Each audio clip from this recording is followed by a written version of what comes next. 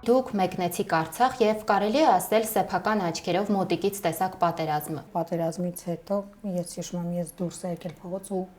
լացելով, հեկեկալով վազում էի դեպի հրապարակ։ Մինչև նոր տարի ես չի կարողանում խելքի գալ։ Հանրային մարդիկ, ովքեր այդ շրջանում գտնվում էին Արցախում կամ Հայաստանից իրենց օգնությունն էին ցուցաբերում, շատերը նշում էին, որ դա նրանց կողմից ոչ թե օգնելու, այլ PR-վելու քայլ է։ Շատ կներեք արտահայտությանս համար թքած ունեմ։ Ձեր արցունքները կեղծ էին անգամ Շուշիի ռմբակոծված եկեղեցու։ Նորմալ մարդը adekvat չի կարող նման բան գրել։ Fake edge-երը առիթավորվեն եւ դեկտեմբեր ամսից առ այսօր շաբաթը մեկ գրեն այն մասին, որ ես մահացել եմ։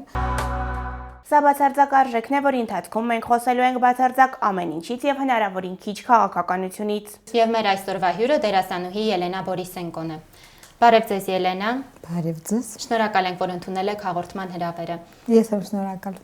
Ելենա, պատերազմի ընթացքում նախորդ տարի դուք մեկնեցիք Արցախ եւ կարելի է ասել սեփական աչքերով մոտիկից տեսակ պատերազմը։ Սակայն ձեր ցավը կրկնակի դարձավ, երբ Թալիշում ավերված տեսակ այն հուշարձանը, որի վրա ձեր հարազատների անուններն էին գրված։ Կյանքը չի շարունակվում, այն կանգ է առել, աղոթքները չեն օգնում, նշել եք դուք ձեր գրառումներից մեկում։ Ինչպես կարողացաք պատերազմից հետո վերականգնել ձեր ուժերը։ Այնքան գլոբալ հարց տվեցիք ու ինքը ինձ համար մի հարց չի, շատ են, ես կփորձեմ այսպես կարճ, որովհետև նախ ասեմ, որ պատերազմից հետո ես հարցազրույց ընդհանրապես չէի տալիս եւ սա երկրորդն է, մեկը մի քանի օր առաջ էր եւ այսպես ոնց որ իրար հետևից շալված են արդեն հերթի մեջ են։ Ես հասկանում եմ, որ այդ լռությունը նաեւ առիթ էր, որպեսզի fake edge-երը առիթավորվեն եւ դեկտեմբեր ամսից առ այսօր շաբաթը մեկ գրեն այն մասին, որ ես մահացել եմ։ Ես չեմ մահացել ու չեմ էլ մահանալու, ավելին ասեմ, ես ողջ առողջ եմ եւ ֆանտաստիկ լավ եմ, քաղաքականությունը դրած մի կողմ, որտեղ ես այդ դուռը փակել եմ եւ այլևս այդ կողմ երբևէ, չնայած երբեք մի ասա երբեք, բայց չեմ նայելու, որովհետեւ չեմ հավատում այս բեմադրված ներկայացմանը։ Ուրեմն ինչ վերաբերվում է պատերազմին, Թալիշին, Արցախի արմատներին, ասեմ, որ քանի որ ես մեծացել եմ Երևանում, այդ բարբարը ես նույնիսկ չեմ էլ հասկանում։ Ես հասկանում եմ, որ շատերը, ես այդ բարբարների հանդեպ բացարձակ անտաղանդ եմ, բութ եմ, նույնիսկ ինչ որ դեր կար առաջարկեցին, որ պետք էր ինչ որ ասել ես ինչ կեղտոտ ես իմ ինչա, բայց ես չեմ կարողանում եւ չեմ ընկալում հայերենի այդ բարբարերը։ Գյումրեցիների լեզուն է ինձ այդպես ավելի մոտ, երևի շատ երկար եմ իրենց հետ աշխատել, բայց ինձ համար այն որ դու նաև արմատներով Արցախից ես, այդ լեզուն ընկալելու չընկալելու հետ կապ չունի։ Ես դա հասկացա, որ ոնց որ մի քանի տարի առաջ զանգեցի քեռուս եւ ասացի, որ ուզում եմ գնալ Թալիշ իր հետ միասին, որտեղ ինքը առաջի պատերազմին մասնակցել է, շատ ակտիվ, ինչպես որ շատ ու շատ բարեկամներ։ Գնացինք Թալիշ, որտեղ այդ պահին ոչ ոք արդեն չէր ապրում, որովհետեւ ինքը միշտ այն սահմանին է, որտեղ միշտ վտանգավոր է։ Եվ այդ պահին հասկացա, թե ես հիշում էի ամեն ինչ, ես հիշում էի ճանապարհը, ընդ որում ես այնտեղ եղել եմ, երբ 3 տարեկան էի։ Ես ասում էի, որ այսպես ուղիղ գնանք աջ կողմից մեր տունն է, ձախ կողմից ինչ որ քեռուս մամայի կողմի բարեկամների տունն է, եւ ես ամեն ինչ հիշում էի բացարձակ։ Ես հիշում էի, որտեղ է եկեղեցին։ Մենք իհարկե մտանք հուշարձան, որտեղ այդ հուշարձանի պատերին գրված էին ոչ միայն Արցախի պատերազմի զոհվածների անունները, այլ նաև Великая Отечественная война-ին մասնակցել 40 թվականի։ Բացի այդ հուշարձանի կառուցման հետ կապված ունեին իմ քեռիները, սարքելու եւ այլն տարբեր, դա կարեւոր չէ, այդ հուշարձանը հողին են հավասարացրել, չկա նման բան։ Ուղղակի դու այդ պահին ինչ որ մի պահ է գալիս մարդու մոտ, որ ճշմարտությունը հասունանում է, այսինքն մի հատ ճտիկով, ու դու հասկանում ես, որ դու Արցախից ես, քո արմատները Արցախից են, ինչպես նաև մյուս պապիկս, որը ռուս է, ճիշտ է երբևէ չեմ անկալել, չեմ հասկացել, որ ես ռուս եմ, բայց երբ ինձ հարմար է լինում, ասում եմ ես ռուս եմ։ Ինչու՞ իրականում այդպես չէ։ Ես մտածում եմ, որ ես երևանցի եմ, այսպես ասեմ։ Ու ես հասկացա, որ իմ արմատները այնտեղ են եւ ես շատ սիրում եմ այդ Թալիշը, որտեղ որ ինձ համար եւս մի տխուր պատմություն կա Թալիշում, որտեղ այն մայրիկիս պապիկը, որը բեկ էր, որը քաշել էր այնտեղի ջուրը, սիֆոններ կառուցել, մի խոսքով այնտեղի կոլխոզներ, այսպես ասած, սարքել, որը մտնում էր գյուղ, իր անունը հայրիկ էին դրել, այսպես փոքրիկ պայուսակով, որը ոսկի էր ամբողջությամբ եւ միջև հասնում էր տուն, բաժանելով շատ քիչ էր մնում այդ պայուսակում այդ ոսկին։ Ես հասկացա, որ այդ մարդուն էլ են ջնջել, ոչ էլ հիշում են այդ մարդուն, որ այդ ամեն ինչը ինքն է արել, որ պատմությունը երբ 70-ականներին կարծեմ ինչ որ բան իրենց մոտ վառվել էր, 40-ականներին վառվել էր արխիվները, եւս այս 90-ականներին այրվել էր այդ արխիվը եւ գրված է այլ պատմություն, որտեղ որ գրեթե իր անունը չի հիշատակվում։ Ես այսպես հասկացա, որ այս կյանքը տենց է, անարդար է երևի թե եւ ինքը որ Բաքվից իր բարեկամներից Թիֆլիսից բարեկամներից բերեց Թալիշ, ասեց պետք է այստեղ ապրենք, մենք պետք է այստեղ ապրենք։ Չնայած Բաքվի տունը առ այսօր մնացել է եւ ինքը Բաքվի Նացիոնալնի Ադրբեջանսկի դոմ մուզեյ, այսպես ասենք։ Մի խոսքով այդ ամեն ինչը այնքան էլ կարեւոր չէ, ես հասկացա, որ ինձ համար այդ արմատը շատ կարեւոր է։ Արցախ սիրելը եւ իմ արմատը դա տարբեր բաներ են։ Ես սիրում եմ Արցախը, որովհետեւ դա իմ հայրենիքն է, ոնց որ սիրում եմ Երևանը, ոնց որ սիրում եմ Գյումրին։ Ես չեմ սիրում, երբ ասում են դու Երևանցի ես, չնայած ես ինձ համարում եի Երևանցի եւ համարում եմ, բայց ես հասկանում եմ, որ մենք բոլորս հայ ենք եւ քանի դեռ մեր այդ մտածելակերպը կա, որ ես Երևանցի եմ, ես Գյումրեցի եմ, ես Ղարաբաղցի եմ, ես չգիտեմ ինչի եմ, մենք լինելու ենք այս 27 կուսակցությունը, բոլորս իրար ատենք եւ ոչ մի բանի չենք հասնելու երբևիցե, բացառվում է։ Մենք չունենք մեր երկիրը սիրելու մի հատ ինչ որ մի նպատակ չունենք, մենք այտենց բոլորս պրոֆեսոր ենք, չգիտեմ, շատ բարդ հարց տվեցիք, ես փորձեցի այսպես կարճ, բայց երկար ասել այն ինչ որ ես մտածում եմ։ Հիմա նաև ասեմ պատերազմի հետ կապված ու ինձ թվում է այդ թեման ավարտենք, ես պատերազմի ժամանակ ինձ թվում է առնչվեցի շատ տարօրինակ մի երևույթի հետ, որ ես հասկացա, որ մենք պատերազմ ենք ոչ միայն Թուրքի հետ, մենք պատերազմ ենք ներսի թուրքերի հետ, մի արգելք չէր, արգելքները շատ էին, то есть մի հատ, չգիտեմ, տեպլովիզոր տանել հասցնել Ղարաբաղ, դա մեծ խնդիր էր, դու պիտի բոլորին խաբելով, կարգոյում 12 ժամ մնալով եւ բոլորին ժպտալով, դա բոլորին խաբելով տանել հասցնել այնտեղ, վերջում էլ երբ այդ պատվոգիրները բաժանում էին, ընկերուհուս հարցրեցին Նոլային Հակոբյան իսկ ով ինչ է արել կասես դու գիտես ասեց հա ես ինչ էս արել են ինչ են բայց գիտես Լենան բայց ես մենակ չէի Իրիպսիմեներ իմ հետ Դավոներ իմ հետ Էլեններ իմ հետ այդ ամբողջ Դավիթի թիմներ իմ հետ Արոն էր Գասոյան Մոսկվայի որի մեծ առաքելություն է ամեն ինչ մեջ կա մի խոսքով ասեցին որ նման բան եմ ես արել թե ինչ էր մոտավորապես իհարկե 20% որտեղ ավելին եթե ասել ինձ թվում է ես խնդիրներ կունենայի Եվ այդ պատվոգիրը ինձ բնականաբար չտվեցին, ես ափսոսում եմ, որտեղ ես ուզում էի հաճիկով այն պատրեի, հրապարակավ եւ ասեի, որ այն ինձ հարկավոր չէ։ Ես դա չեմ արել ինչ որ մեկի համար, մենք բոլորս, ոչ միայն ես, նաեւ այն տատիկը, որը ամեն օր 200 դրամանոց գրեչկան առնում էր, տանում էր կամերային թատրոնում, ասում էր, «Էս իմ կողմից էս գրեչկան»։ Դա նույն բանն է, այն ինչ որ ես եմ արել, այն ինչ որ արել է մեկ ուրիշը կամ այդ տատիկը մենք բոլորս ծառայում ենք մի նպատակի մեր հայրենիքը սիրելով ուզում ենք ինչ-որ բան փրկել, որը այսուհետ համարում եմ, որ անիմաստ է թեման խոսել։ Ելենա, սակայն պետք է փաստենք, որ այն հանրային մարդիկ, ովքեր այդ շրջանում գտնվում էին Արցախում կամ Հայաստանից իրենց օգնությունն էին ցուցաբերում, հանրության կողմից քննադատությունների կիզակետում էին հայտնվել։ Շատերը նշում էին, որ դա նրանց կողմից ոչ թե օգնելու, այլ PR-վելու քայլ է։ Իրեպ իմ հետ կապված էլ նման բան ասացին, երբ Շուշիից վերադարձանք եւ էմոցիաները ուղղակի կոկորտս խեղդվում էր, ուզում էիր գոռալ, հատկապես դու ունեիր ուրիշ ինֆորմացիա, այստեղ ասում էին հաղթելու ենք, այն ինչ որ դու տեսնում էիր, այն ինչ որ լսում էիր, այն ինչ որ այստեղ էր կատարվում, բացարձակ ոչ մի կապ չուներ իրականության հետ։ Ես ուղղակի լուսանկար հրապարակեցի, որի արդյունքում իհարկե ստացա այն մեկնաբանությունները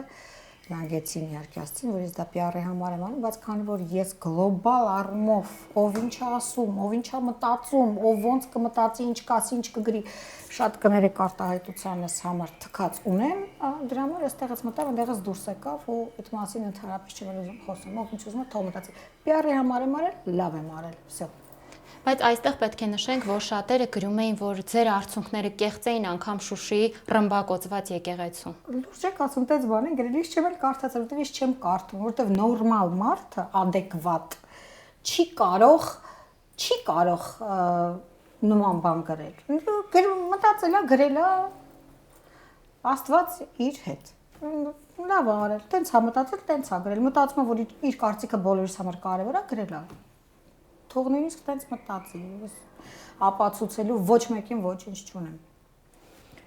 Լավ Ելենա, անցում կատարենք ձեր դերասանական գործունեությանը։ Տարիներ առաջ դուք հեռացել եք էկրաններից, նշելով, որ ձեր տեղը զիջել եք անտաղաններին, որոնք նաև ձեր խոսքով արդեն եկել ու կայացել են։ Հիմա դուք մեկը մյուսի հետևից նկարահանվում եք տարբեր սերիալներում, սիթքոմներում, արդյոք սա նշանակում է, որ դուք սովորել եք խաղալ ձեր իսկ նշած անտաղանդ դերասանների հետ, թե այդ խնդիրները իրականում անցյալում են մնացել։ Գիտեք ինչ, ես այդ մասին այն ժամանակ էլի եմ ասել, նախ էլի ուզում եմ կրկնել, որովհետև ես ավելի ռուսերեն ինքը շատ ավելի սիրուն է հնչում, я уступила свое место бездарностям։ Իհարկե այդ уступիցը շատ կարճ տևեց, չթողեցին, որ ես զիջեմ։ Հետո գիտեք ինչ, դու չես կարող քո տեղը զիջել, քո տեղը քո տեղն է։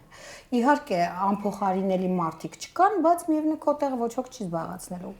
Եթե դու ինչ որ մի բան արժես քո մասնագիտության մեջ, կգա ուրիշը, գուցե ավելի տաղանդավորը, բայց դա քո տեղը չի լինելու, դա իր տեղն է լինելու։ Իրականում տենց մեծ խոսեցի, բայց շատ կարճ ժամանակ չկայի էկրաններում, շատ կարճ, բայց բոլորին թվում է, որ ես երկար եմ բացակայել, որովհետև հիմնականում ինչ որ սերիալներ կային, որոնք չէին նայում։ Այդ խնդիրը վաղուց իմ մեջ լուծված է։ Խնդիր չեմ ասում, եթե բանի տեղ չես դնում, ինքը չի կարող խնդիր դառնալ, դա հիմա։ Իմ շուրջը ամեն դեպքում հիմնականում շնորհքով մարդիկ են հավաքվում ու դա հաճելի է, իսկ կան նաև տեսակով անշնորհք մարդիկ, որոնք իբր շնորհքով են, դա ավելի վտանգավոր է, իսկ այն մարդիկ, ովքեր որ շնորհքով մարդ են, իրենք փորձում են նաև ինչ-որ բան սովորել։ Ելենա, անդրադառնանք ձեր գործունեության թերևս ամենաթարմ դրվագին։ Դուք նկարահանվում եք Ծաղիկներ Ձիանտակ հեռուստասերիալում։ Տպավորություն է, որ դուք անդադար էկրաններին եք։ Հետաքրքիր է այս առումով չկա ցանկություն որոշակի դադար վերցնելու եւ այդպիսով հեռուստադիտողներին ձեզ կարոտելու հնարավորություն տալու։ Հարցը նրանում է, որ այս շրջանում իմ բոլոր դերերը, կերպարները այնքան տարբեր են, որ ու հիմա նաև արտակնապես ճիշտ է բոլորը ասում են, որ ես 100 հատ պլաստիկ վիրահատություն եմ արել, այնինչ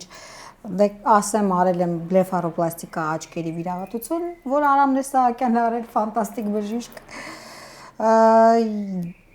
Այդ պատճառով նաև վիզուալ եմ փոխվել, բայց քանի որ կերպարներս տարբեր են, դե եթե ինչ-որ մեկը հոգնում է ինձանից, թող չնայի, ես այս պահին հաճույք եմ ստանում, հատկապես այն ինչ-որ վերաբերվում է Ծաղիկներ Ձիանտակի Լուիզին, սա առաջի դերն է իմ կյանքում, որից ես այսքան հաճույք եմ ստանում, որտեղ ինքը շատ բազմաշերտ է, ինքը եւ լավն է եւ վատն է, եւ էմոցիոնալ է եւ սառն է, ինքը, չգիտեմ, ես երբևէ դրա համար եմ ասում, ես վստահ եմ, որ իմ կյանքում հնարավոր չէ, որ ես սերիալում ունենամ այնպիսի կերպար, խաղամ դեր, որ ինքը ինձ այդ աստիճան ոգևորի, սերիալի մասին է խոսքը։ Ես իհարկե սիրում եմ իմ աշխատանքը, սիրում եմ իմ մասնագիտությունը, սիրում եմ այն ինչ որ խաղում եմ, եթե նույնիսկ ես համաձայն չեմ շատ բաների, այդ պայն երբ որ ես նկարանման հրապարակում եմ, ես ինձ խաբում եմ, որովհետև դա է իմ մասնագիտության մեծ մասը եւ ես սիրում եմ դա եւ փորձում եմ հաճույքով անել։ Բայց այս սերիալը, այս կերպարը Լուիզը ինքը շատ լավն է։ Ես շնորհակալ եմ եւ Ելենային Արշակյան եւ Անահիտին Մխիթարյան, որ ինձ տվեցին այս դերը։ Ես մի քանի օր առաջ եմ պատմել ինչպես ստացվեց, իրենք որոշել են եւ ես եւս մեկ անգամ կասեմ, թե ես ինչպես էի ցածկում ուրախությունից ու ինչքան կարևոր է որ քո էմոցիաները հատկապես աշխատանքի հետ կապված, հա, ես չեմ պատկերացնում օրինակ ինչ որ մի պրոդյուսերի մոտ որ ասեն դու ես դերն ես խաղալու, դու տենց ասես, վայ ինչ լավ է 48 տարեկան, ուրա, հասկանա՞ք, ու քեզ ճիշտ են ընկալում։ Ես այդքան ներդաշնակ վայրում եմ հիմա գտնում, որտեղ որ ես կարող եմ չվախենալ իմ զգացմունքներից, զգացողություններից եւ արտահայտել եւ ոչ ոք չի ասի, որ ինձ լավություն արեց, ես էլ տենց էշիպես տենց թրվրացի էլի։ Շատ լավ կերպար է, ես երջանիկ եմ այս պահին, որ դա խաղում եմ եւ ինձ վստահեցին այդ շատ կարեւոր ու թանկ կերպարը իրենց համար եւ ես փորձում եմ այն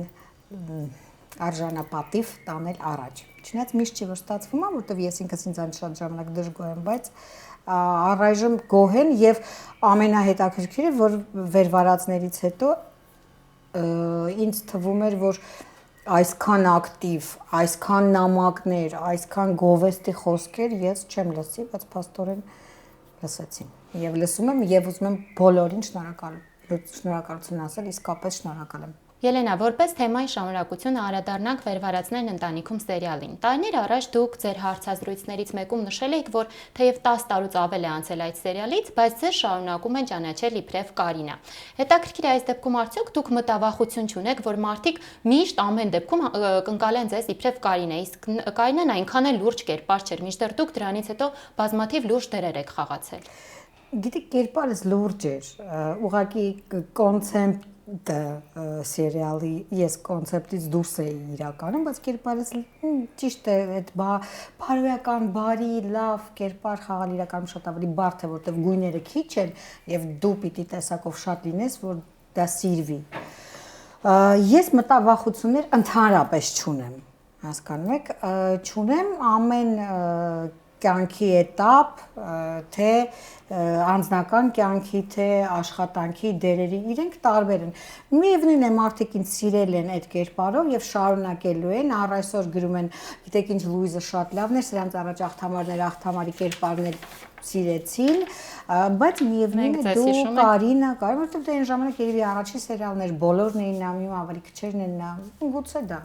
Ելենա, երբ ուսումնասիրում ենք ձեր տարբեր ժամանակներին տրված հարցազրույցները, նկատեցինք, որ գրեթե բոլորում անդրադարձ է կատարվում ձեր մայրանալու թեմային։ Դուք երբևէ չեք խուսափել այս թեմայի մասին խոսելուց, ավելին հարցազրույցներից մեկում նշել եք, որ եթե հանգամանքներն ճիշտ դասավորվեն, ապա դուք այդ որոշմանը կգնաք։ Այս թեման կարծես ավելի արդիական դարձավ պատերազմից հետո, երբ շատերը նշում են, որ մեզ նոր ծնունդներ են պետք։ Անգամ հաղորդավարուհի դերասանուհի Նազենի Հովհաննիսյանը գրեց, որ պատերազմից հետո որոշել է երեխա ունենալ։ Արդյոք ձեզ այս թեման մտորելու առիթ է տվել։ Գիտեք, դե ես ընդհանրապես իմ անձնականից չեմ խոսում եւ չեմ խոսելու։ Իհարկե ես ուզում եմ բարիք ունենալ, դա նորմալ է։ Իհարկե կան խնդիրներ, էլ եմ ասել այդ մասին, եթե ամեն ինչ դասավորվի այնպես, որ դա հնարավոր լինի իրագործել, դա իրականանա, թե ինչ ձևաչափով ես չգիտեմ։ Եթե ոչ, ապա ոչ։ Վերջերս ձեր հարցազրույցներից մեկում նշել եք, որ կցանկանաք ձեր կողքին լինի այնպիսի տղամարդ, ումից տղամարդու հոտ կգա։ Գտել եմ։ Հարցից պատասխանը արդեն միանգամից տվեցիք։ Արդյոք այս պահին կա ձեր կողքին այդ տղամարդը։ Տեսեք, էլի դուք անձնական հարց եք տալիս, որից ես միշտ խուսափում եմ։ Եթե դուք ուսումնասիրել եք իմ հարցազրույցները, դուք ելվի գիտեք, որ ես միշտ ասում եմ, որ ես երջանիկ մարդ եմ, որ նույնիսկ դժբախտության մեջ եմ երջանիկ, կապ չունի քո կողքը կա տղամարդ թե չկա, ես երջանիկ տեսակ եմ։ Բայց այս վերջերս ես հասկացել եմ նաև, որ երջանիկ լինելու համար շատ կարևոր է բաց թողնել անցյալը, այն ինչ որ մենք չենք կարողանում, մենք կարճում ենք մեր անցյալից, Վայ, ինձ ինքն հենց էր սիրում, բայց ես չեմ կարա, ես տենց սիրել կյանքում չի լինելու։ Հա, քեզ ուրիշը կսիրի, ուրիշ ձևի կսիրի, ինչի՞ պիտի տենց սիրի։ Հենց մենք բաց թողնենք անցել, ոչ միայն անձնական կյանքի մասին է խոսքը, բոլոր ասպարեզներում։ Հենց բաց ես թողնում կարճացություններդ, միանգամից են որ դու երջանիկ տեսակ ես, ոչ միայն խոսքերով, այլ դու իսկապես դառնում ես երջանիկ մարդ։ Միշտ խուսափել եմ ասել ունեմ, չունեմ, ունեմ։ Ասեցի։ Շատ լավ ամեն ինչ ունեմ, երջանիկ եմ, ուզում եմ ասել բոլոր այն չարախոսողներին, վատաբանողներին, երջանկությունը չմարսողներին, որոնք որ երևի շատ մեծ տոկոս են, որ ես եւս մեկ անգամ այդ թքած բառը չասեմ, բայց իմացեք այդ եմ ասում, այդ ամեն ինչի վրա։ Ինձ միևնույն է, բացարձակ, ես հասկանում եմ, որ երջանիկ մարդկանց չեն սիրում, որովհետև երջանիկ մարդիկ անմարսելի են։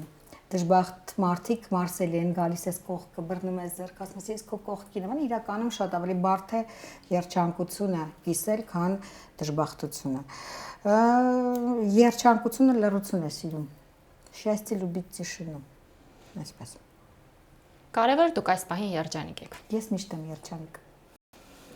Ելենա, հաղորդման այս հատվածում մի քանի բլից հարցեր։ Ինչի վրա եք ծախսել ձեր առաջին վաստակած գումարը։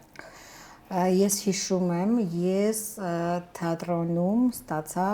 արագ չեմ կարող ասել, ես առել եմ ինչ-որ շոկոլադ, այն որ բալերինա է նկարած, վասրա չեմ հիշում, կապույտ, չգիտեմ ինչ-որ, այդ չգիտեք որդիվներ 80 եսին որ, տենց ինչ-որ տենց տան համար ինչ-որ բաներ գնացել էի տուն, մամ, պապ, տեսեք, ես գումար եմ վաստակել, դա էր իմ առաջին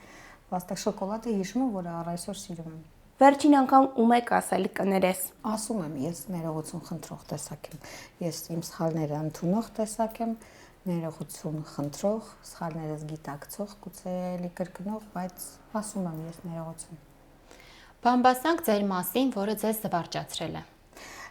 Իմ մասին բոլոր բամբասանքները ինձ զվարճացնում են, բամբասեք որքան կամենաք։ Իրադարձություն, որը ստիպել է ձեզ արտասվել։ Ես վերջի շրջանում շատ քիչ էի լաց լինում։ Իհարկե պատերազմից հետո ես հիշում եմ, ես դուրս եկել փողոց ու լացելով, հեկեկալով վազում էի դեպի հրապարակ։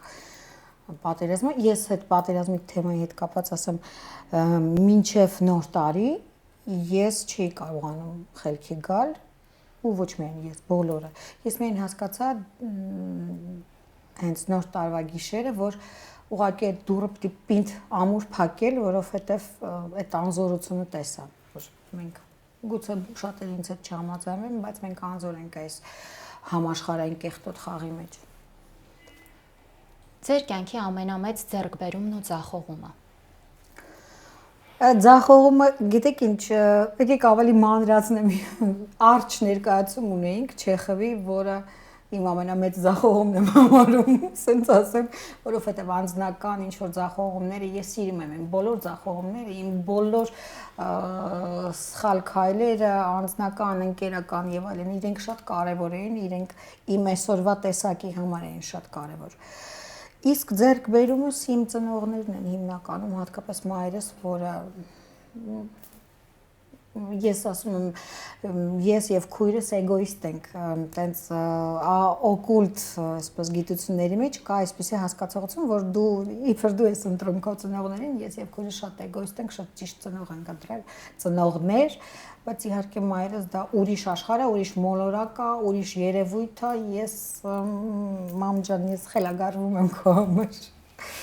Որն է ձեր ամենամեծ հիասթափությունը։ Ես հիասթափություններ շատ եմ ունեցել եւ շնորհակալ եմ էլի